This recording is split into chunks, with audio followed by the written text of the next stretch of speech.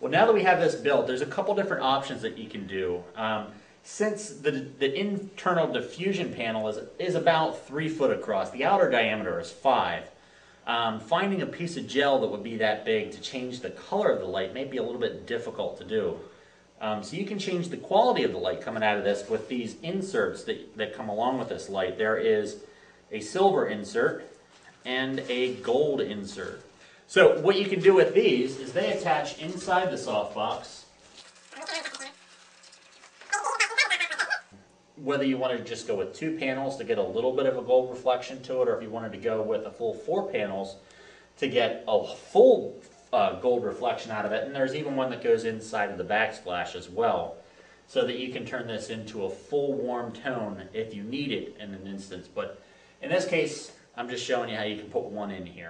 You would use the gold if you want to warm up the skin tone of a person, or if you were shooting in a sunset hour and you wanted your flash to match more of the natural light that's going on at the time. You use the silver side, it's going to add a specularity to the light, which means that if you have something that's metal, it's going to add a little bit of a shine to the reflections that are coming out of it. When you're buying a softbox, you want to make sure that you look for one that does have a double diffusion panel inside of it. Some of the more inexpensive softboxes might not have both of those panels in. It is very important, I think, to the quality of the light and getting an even tone across the front of it that you do have one that has both the baffle inside and the front diffusion. So this attaches with these little Velcro hooks. So now with the baffle in place, we actually have our front diffusion now. It's much like the baffle inside of it, but it's just a little bit bigger, and this actually connects to the outside. Now, this is a feature that I do like on these softboxes, is this little lip on the outside of. Now I'm going to attach the screen here to show you.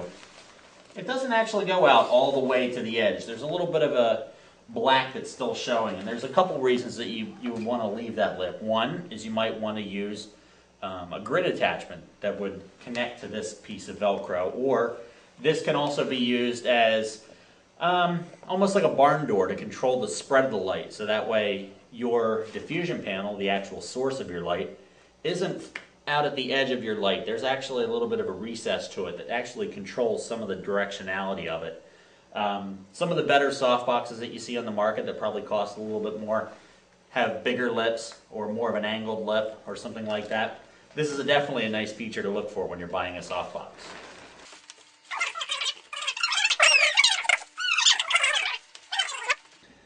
Alright, so now we have our softbox built. We got our diffusion panel on the front. Now if we fired this up and lit it up, it would probably flare right into the lens, and that wouldn't work out for us. But this gives you a really nice soft light. Now if you had your model this close to the light, you would have incredibly soft light, because you had to have light from behind all the way over here in front of them, and they would have this real nice soft cast of beautifully soft lighting. Of course, you'd have to crop it creatively so that way this isn't actually in the frame. But it gives you an idea of just the size of this. I'm a 6 foot tall guy, and it's coming to about mid-thigh over my head here. So we're going to actually show you some samples of what this nice big soft light can do, and then we'll show you a setup with this actually in place. Well, here we have our assembled light, and as Ed mentioned earlier, there's a bit of an edge to the softbox which allows the light to have some direction. If you really need to control the direction of your light, though, there's another piece of a modifier called a grid. And I've got the one for the Octodome here in my hand.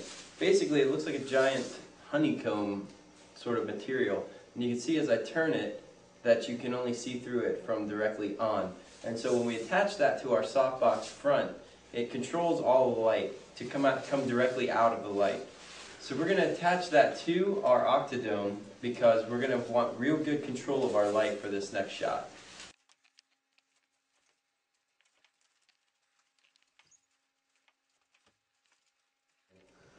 So the grid has been attached to the outside edges of our light source, holding it to the front of the diffusion panel on the outside of the light.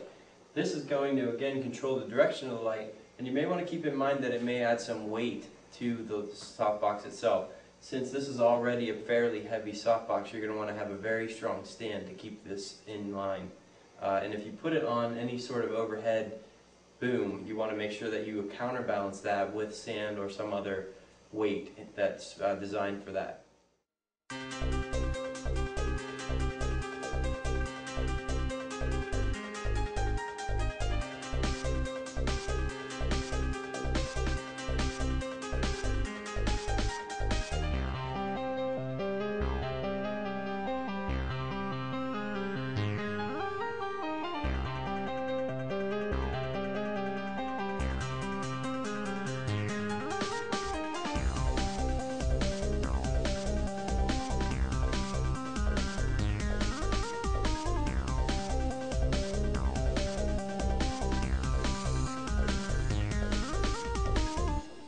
Alright, so there's our first video episode, episode 40. And stay tuned with us next time. We're going to have back to the interview segment. You can give us your opinion on the show in our Flickr light source group, which you can find at www.flickr.com/groups/lightsource. Till next time. Cheerio. I put you on the spot. You're like, what do we say? What did we say? I don't know.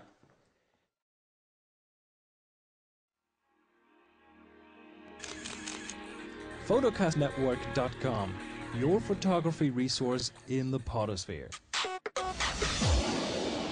Photocastnetwork.com